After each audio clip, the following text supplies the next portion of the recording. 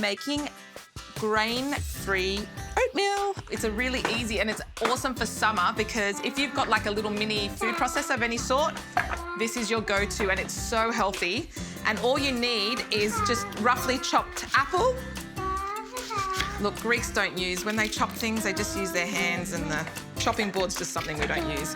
So just roughly chopped apple inside your, do you want to eat some, Momo?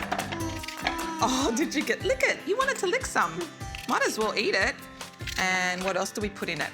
We put some slivered almonds. And do you want to put the dates in for me? Dates.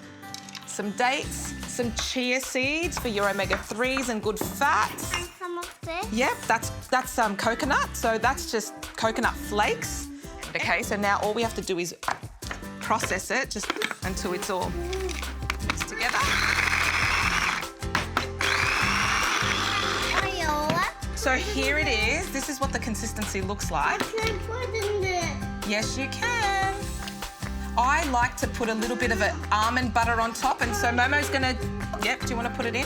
Put some almond butter on top. Put it on top. There you go. Oh, that's okay. Do you want to, I'll put it in like this, and then you can lick the spatula, because I know that's what you want to do. Some nut butter, you can lick the spatula. You can lick that if you like.